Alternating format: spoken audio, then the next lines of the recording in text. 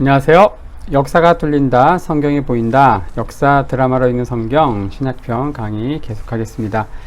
저희가 사복음서 예수님의 생애를 예수님의 탄생부터 십자가의 죽으심, 부활, 승천까지 연대기 순으로 따라가면서 복음서를 읽고 있습니다. 자, 저희가 예수님의 공생의 사역 1년차를 마쳤고요. 이제 2년차 넘어가기 전에 이제 1년차를 끝내고서 좀 살펴봐야 될 좀 심도 있는 이제 주제를 좀가 있는데, 그 중에 지난 시간에 저희들이 메시아 대망 사상에 대해서 살펴봤죠. 메시아 대망 사상, 예수님이 사역하셨던 주 1세기 당시는 유대 땅 이스라엘의 메시아를 기다리는 그 메시아에 대한 기대, 소망이 간절히 타올랐던, 풍선으로 따지면 터지기 일보 직전의 그런 상황이었다. 그리고 세례 요한이 메시아의 어떤 그 선구자로서 사역을 했지만, 이제 그 사람이 혹시 메시아가 아닌가 하고 다들 여러 같은 기대를 이제 품었고, 또 제자들 역시 예수님이 불렀을 때 예수님이 바로 메시아인 것을 알고 쫓았다, 뭐 그런 이야기들을 했습니다. 자, 오늘 여러분들과 한번 살펴보려고 하는 주제는 또 이 역시 이제 상당히 흥미로운 주제이죠. 이 사복음서 전반적으로 흐르는 굉장히 중요한 주제인데, 예수님 시대의 그 사색 당파 싸움에 대해서 한번 살펴보려고 합니다. 사색 당파 싸움. 자, 이게 현대적 의미의 정당과도 같은 개념이 성경시대 이스라엘 사회에도 있었는데, 이게 이제 네 가지가 있어요. 그래서 우리 조선시대에서 사색 당파 네 가지, 뭐 우리 노론, 소론, 남인, 뭐 북인 뭐 이런 것처럼 것들이 있는데, 이건 역시 메시아 대망 사상과 함께 공생 1년차를 끝내고 우리가 살펴볼 굉장히 중요한 주제라는 것이죠. 이 사색 당파가 뭐였는가? 여러분 다 아시는 겁니다. 바로 바리새파, 에세네파, 열심당, 그리고 사두개파라는 것이죠. 자, 이들은 바로 이 네 가지 사색 당파, 이것은 바로 지난 시간에 다루었던 메시아 대망 사상, 자, 이것과 이제 직간접적으로 연결되는데요. 자, 메시아가 곧 오신다는 거예요. 임박한 종말 신앙, 메시아가 곧 오시는데, 자, 그럼 우리가 어떻게 해야 될 것이냐? 무엇을 가장 중점적으로 해야 되는가? 어디에 올인해야 하는가?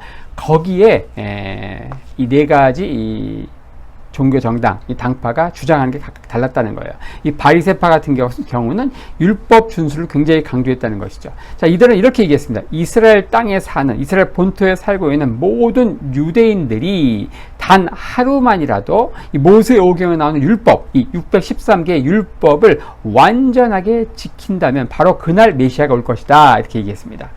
그러니까 이들은 율법 준수에 완전히 박차를 가했던 것이죠. 자, 그리고 이 에세네파의 경우, 자, 이들은 다른 이스라엘 사람들을 떠나서 자기들끼리 뭉치는 것이 가장 좋은 방법이라 생각하고, 어떻게 하는가? 광야로 나가서 독자적인 공동체를 이루었다는 거예요. 자꾸 이제 이 죄인들과 섞이게 되면은 율법을 지키지 못하니까 자기들끼리 모여가지고 공동체 생활하면서, 우리를 얘기하면 이제 중세시대의 어떤 수도원과 같은 그런 공동체를 만들었다는 것이죠. 자, 그리고 열심당은 어떤가? 이들의 롤 모델이 누군가? 바로 이 마카비 형제들이 그랬던 것처럼 무력으로 이방의 압제를 벗어나기 위해서 봉기를 일으키는 것만이 메시아의 도래를 앞당기는 유일한 길이다. 그러니까 무력 봉기, 바로 무기를 들고 싸워야 된다는 것이죠. 누구와? 우리를 압제하고 있는 로마와. 자, 그리고 마지막으로 이제 사두개파, 여기는 바로 희생 제사를 강조했다는 거예요. 성전에서 드리는 희생 제사의 완전한 회복에서 바로 그 해결책을 찾았다. 자, 이처럼 바리새파, 에세네파, 열심당, 사두개파는 각각 내세웠던 그 당론, 정강 정책이 다 달랐고, 이 모든 것들은 바로 메시아 대망 사상과 연결된다는 것이죠. 메시아가 곧 오실 것이기 때문에 어떻게, 오늘 우리가 무엇에 가장 힘쓰고 우리 에너지를 어디에 올인해야 하는가, 거기에서 서로 다른 관점이 바로 네 가지, 바로 바리새파, 에세네파, 열심당, 사두개파로 불리는 사색 당파로 나왔다는 것인데, 자, 오늘은 이 중에서 특별히 바리새파에 대해서 좀 집중적으로 살펴보려고 합니다. 이 바리새파, 이 말은 이제 이 바리새, 이게 어디서 나왔을까? 이게 한국말이죠? 한국말인가요? 영어인가요? 애매하죠? 이 바리새, 이 말은 히브리어에서 푸르심, 푸르심 여기서 나온 말입니다. 푸르심. 이 푸르심 이 말은 separate from 뭐뭐로부터 분리된 그런 뜻입니다. 푸르심 이 푸르심 여기에서 이걸 영어식으로 읽은 게 뭡니까? Pharisee 그렇죠? 페러시. 그 페러시 그게 이제 우리말식으로 바리새 이렇게 된 거죠. 바리새. 그 바리새는 영어에서 온 거지만 그 페러시라고 하는 영어 단어는 히브리어 단어 푸르심 그걸 그냥 소리나는 대로 읽은 것이죠. 푸르심. 이 푸르심은 무슨 뜻인가? separate from 뭐뭐로부터 분리된다 그런 뜻입니다. 그 바리새파들은 어디로부터 분리되는 걸 힘썼는가? 바로 세상으로부터 이 더러운 세상, 이 죄악으로 관영한 세상으로부터 분리되는 것. 그리고 구체적으로 죄악으로부터 분리되는 거에 힘썼다는 것입니다. 자, 우리가 살펴보려고 하는 바리새파, 그리고 거기에 쌍두마차가 무엇이었는가? 바로 사두개파죠.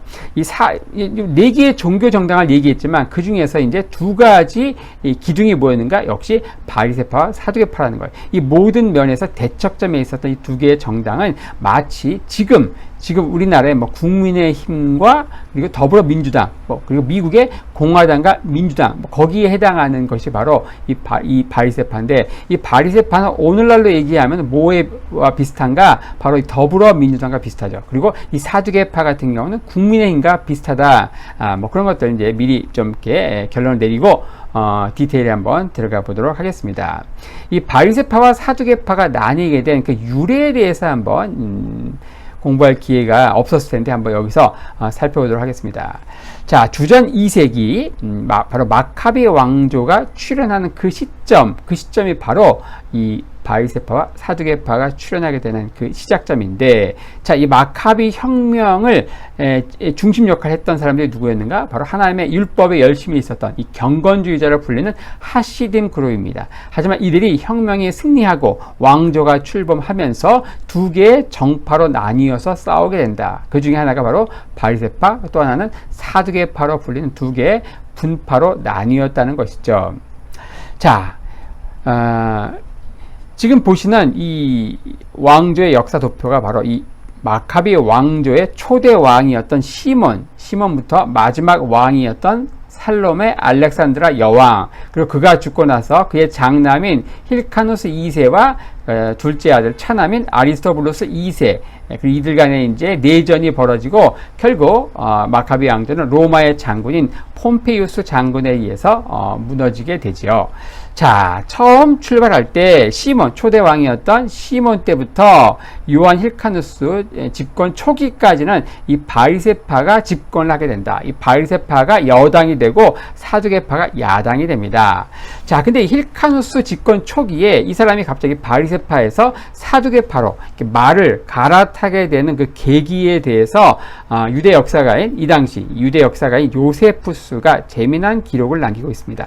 요한 힐카누스가 하루는 이제 어느 연회장에서 술 기운에 완전히 취해가지고 연회장에 모인 하객들을 향해서 재미난 제안을 합니다. 자기가 왕으로 통치하면서 혹시라도 이 하나님의 율법, 의의 길에서 벗어난 일을 한 게 있다고 하면 솔직하게 얘기해달라고 이제 이야기하죠. 자, 여러분들 중요합니다. 이럴 때 솔직하게 얘기하면 됩니까? 안 됩니까? 절대 안 됩니다.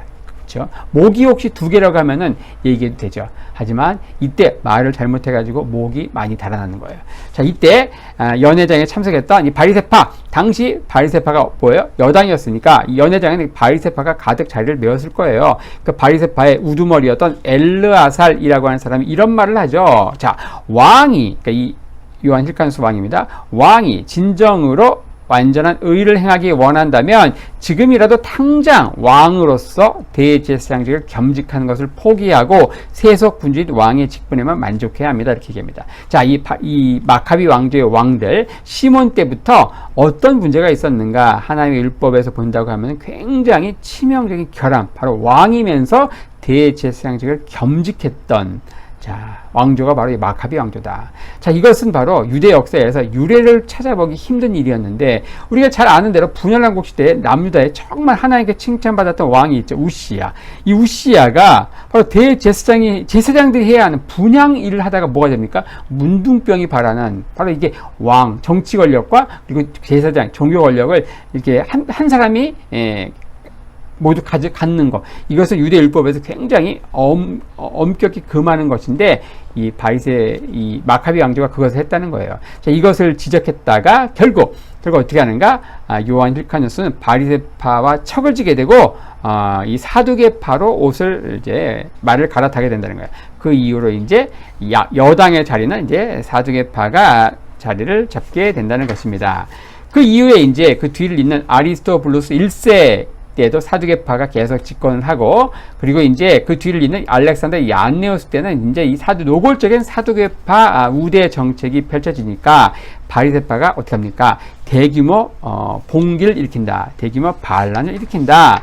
자, 결국 반란은 무자비하게 진압이 되거든요. 자, 그리고서 어떻게 되는가? 이때 이 반란 선봉에 섰던 바리새파의 지도자 800명을 알렉산더 얀네오스는 어떻게 하는가? 십자가에 처형을 하게 된다. 자, 그리고 나서 그 뒤를 이어서 알렉산더 얀네오스가 죽고 나서 그 뒤를 잇는 이 알렉산더 얀네오스의 부인이자 후계자가 되는 이 살로메 알렉산드라, 유대 역사에서 유일한 여왕이죠. 이 살로메 알렉산드라가 등장하면서 이 여왕의 오빠가 굉장히 독실한 바리새파 랍비였습니다. 그는 오빠의 제안을 받아들여서 이 바리새파를 중용하게 되고, 이때 다시 바리새파가 집권을 하게 된다. 자, 그러니까 이 바리새파와 사두개파는 언제 등장하는가? 바로 마카비 왕조의 출범과 함께 등장하면서 이 마카비 왕조 내내 한때는 바리새파, 한때는 사두개파가 각각 집권 여당을 하면서 정계에서 중요한 역할을 하는데, 자, 어떻게 되는가? 마지막 여왕이었던 이 살로메 알렉산드라가 죽고, 그의 첫째 아들 힐카누스 2세, 둘째 아들 이제 아리스토블루스 2세는 각각 바리새파와 사두개파의 지지를 받으면서 4년간 내전이 벌어진다. 주전 67년에서 주전 63년까지 4년간 내전이 벌어지고, 결국 이 마카비 왕조는 그 당시 지중해 세계를 완전히 접수했던 폼페이우스 장군에 의해서 홀라당 이제 잡아먹히게 되죠. 그리고 이때부터 유대 땅은 이제 로마의 압제를 받게 되고, 그리고 유대인이 혐오하는 이제 에돔 출신의 헤롯 왕가가 등장하면서 어떻게 됩니까? 그러면서 바리새파와 사두개파는 화해하고 이제 안 싸우는가? 그렇지 않죠. 이들의 싸움은 어때요? 바로 물밑, 마쿠에서 계속 이어졌다는 거예요. 바로 그러한 배경, 바로 예수님이 공생의 사역을 하셨던 그 유대 땅에서 역사에서 바로 이 바리새파와 이 사두개파 간의 이 물밑에서 벌어졌던 이런 불꽃 튀는 싸움, 다툼, 암투들이 바로 이 사복음서의 중요한 그 정치적, 종교적인 배경이라는 것이죠. 이렇게 간단히 이제 사두개파와 또 바리새파의 역사와 유래에 대해서 살펴봤고요. 자, 그 다음에는 이제 이들의 가르침, 이 바리새파의 가르침과 강령들에 대해서 한번 간략히 살펴보겠습니다. 자, 한마디로 이들은 만인 제사장설, 그리고 구전율법의 신격화, 요게 이제 바리새파의 강론의 굉장히 중요한 사항이라는 것이죠. 자, 유대교에서 핵심은 무엇인가? 바로 모세오경, 토라에 나오는, 토라 구석구석에 나오는 율법입니다. 이 율법의 개수가 유대인들은 613개의 율법이라고 하는데, 자, 이것이 이제 실제 삶에서 적용을 하려고 할 때 문제가 발생한다는 거예요. 무슨 문제가 발생할까요? 율법에 문제가 있는 것은 아니고요. 율법대로 살려고 할 때 어떤 닥치게 되는 어떤 문제가 있다는 거예요. 예를 들어서 토라에는 이런 율법이 있죠. 안식일에는 일을 하지 말래요. 일. 자, 그럼 일하지 말라. 그 일이 뭐냐? 일하지 않는다 그래가지고 안식일날 24시간 내내 군대에서처럼 막 차렷 자세로, 부동 자세로 있어야 되는가? 그런 건 아니겠죠. 그럼 뭐가 일인가? 바로 근데 그거에 대해서 설명이 안 나오는 거예요. 모세오경에는. 자, 그래서 이것에 대해서 무엇이 일이고 무엇이 일이 아닌지 그런 것들에 대해서 해석하는 그 것들이 굉장히 중요하게 됩니다. 자, 그러니까 뭐가 됩니까? 이 율법을 그럼 해석할 수 있는 권한이 누구에게 있는가? 이런 문제가 발생하지 않겠습니까? 자, 이 문제에 있어서 자, 율법을 해석할 수 있는 권한이 누구에게 있는가? 이 주제에 있어서 바로 사두개파 같은 경우는 그 강령이 무엇인가? 바로 제사장만이 해석할 수 있다. 제사장만이 그 권한이 있다. 그리고 바리새파 같은 경우는 뭐예요? 무슨 말이냐? 바로 하나님께서 이스라엘 백성 전체를 제사장 백성으로 부르시지 않았냐? 출애굽기 19장에. 바로 이스라엘 사람이라면 누구나 제사장 백성이기 때문에 이스라엘 사람이면 누구나 하나의 말씀 해석할 수 있는, 율법을 해석할 수 있는 권한이 있다는 거예요. 이게 이제 마치 오늘날로 얘기하면은 이제 말씀을 이제 설교할 수 있는 권한, 말씀을 해석할 수 있는 권한이 목사에게만 있다. 신학교를 나온 목사에게만 있다. 평신도에게도 있다. 이런 것까지 다투는 거와 비슷합니다. 그래서 굉장히 이제 보수적으로 해석하시는 분들은 평신도 분들이 이제 개인적으로 큐티하는 거, 이것도 굉장히 부정적으로 보는 그런 얘기 많이 들어보셨을 겁니다. 그런 관점은 이제 사두개파의 관점이라고 볼 수 있죠. 사두개파 역시 당시에는 이 율법을 해석할 수 있는 그 권한이 누구에게만 있다? 바로 이 제사장, 이 제사장들. 그 제사장들이 누구였는가? 바로 이 사두개파예요. 바로 사두개파인 그 제사장 우리에게만 있다고 보는 것이고, 하지만 바리새파 같은 경우는 이스라엘 백성들 모두가 제사장 백성이기 때문에 말씀을 이제 율법을 해석할 수 있다. 그래서 만인 제사장설, 우리 개신교에서 얘기한 루터가 얘기했던 만인 제사장설과 상당히 비스무리한 그런 주장을 펼쳤다는 것이죠. 자, 그리고 이러한 그 해석들, 자기들이 펼쳐놓은 이 해석들, 이게 이제 일종의 구전율법이라고 하는데, 이 구전율법을 신격화한다. 이게 이제 복음서에는 뭐라고 나오는가? 장로들의 유전, 이렇게 표현되어 있습니다. 자, 일을 하지 말라. 이게 이제 어떤 성문율법이라고 하면은 무엇이 일이고 무엇이 일이 아닌가, 그런 것들을 이제 또 해석해 놓은 랍비들의 어떤 그 모음들 있죠. 그런 것들을 이제 구전율법이라고 하는데, 그게 장로들의 유전, 이렇게 나온다는 것이고, 자, 그것을 이제 이들은 뭐라고 얘기하는가? 이걸 신격화하기 위해서 모세가 시내산에서 율법을 받고 내려올 때, 그때 하나님께서 이 구전율법도 함께 해주셨다. 그래서 구전율법을 이렇게 신격화하는, 이것이 또 이들의 또 어떤 또 가르침이기도 하죠.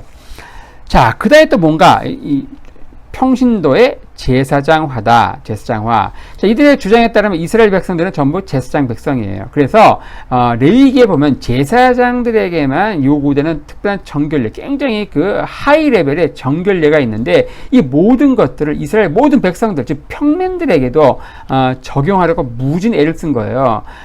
그래서 이제 복음서에 보면 이들이 이제 굉장히 강조했던 게 뭔가 어떤 의식의 정결함, 그러니까 밖에 나갔다 오면 반드시 손을 씻어야 되고 이런 것도 있죠. 그리고 음식의 적절한 준비, 그러니까 이런 돼지고기라든지 이런 절대 먹으면 안 되고, 이런 거 있죠. 새우튀김 이런 거 절대 먹으면 안 됩니다. 그리고 안식년 규례에 따른 농사, 그러니까 안식년 지키는 거, 그리고 세심한 11조 생활, 그리고 안식일 규례, 이런 것들에 상당한 관심을 기울였다는 것이죠. 그러니까 토라를 준수하는데 전념하도록 가르친 일종의 평신도 운동이었다. 이게 그래서 당시 바리새파의 구원은 뭔가, 당시 잠자고 있는 평신도들이 하나님의 말씀에 헌신되도록 이 평신도를 깨우는, 이들의 슬로건은 뭐냐? 평신도를 깨운다. 그런 운동이었다는 겁니다. 자, 그 다음에 이제 신학적인 진보성과 운명에 대한 중도 노선. 자, 이들은 이제 굉장히 신학적인 면에서 진보적인 성향을 띠었다.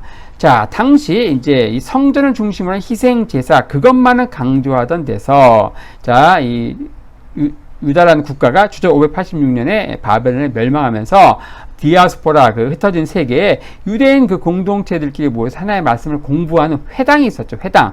바로 회당에서 이루어지는 말씀 공부, 이것도 굉장히 중요하다. 그것 자체도 하나님이 받으시는 예배다, 이렇게 강조하는 것이고, 굉장히 어떻게 보면 성전을 중심으로 드려지는 그 희생 제사, 그것만이 예배다, 이렇게 강조하는 게 사두개파라고 하면은, 이 바리새파는 어때요? 굉장히 그 개혁적인, 진보적인 주장을 했다는 것입니다. 그게 뭐예요? 바로 이 회당에서 드리는 말씀 연구, 성경 공부, 이런 것들도 하나님이 받으신 예배다, 이렇게 이야기했다는 것입니다. 여기서 더 나아가서 천사라든지 악마, 천국과 지옥에 대한 개념, 또 몸의 부활, 뭐 이런 것들. 우리 이런 것들이 이제 신약 시대에서 완전히 다 정립이 된 상황에서 우리가 살아가고 있기 때문에 예수님 당시나 또 구약시대 사람들도 뭐 부활을 믿고 뭐 천국, 지옥 믿고 천사, 악마 믿고 이렇게 했다고 생각하는데 사실 이런 개념, 천사, 악마 이야기, 천국, 지옥 이야기, 뭐 부활 이야기, 뭐 이런 것들은 신구약 중간기, 특히 마카비 왕조 시대를 지나면서 새롭게 구약 성경 시대에는 완전히 감추어졌던 그 비밀들이 이런 것들이 많이 드러났던 시기가 바로 이 신구약 중간기, 그 중에서도 마카비 왕조 시대입니다. 자, 그런 가운데 이 바리새파 같은 경우는 그런 것들을 다 인정을 하는 거예요. 천사도 믿고 부활도 믿고. 하지만 사두개파는 그렇지 않았다는 것이죠. 우리가 사도행전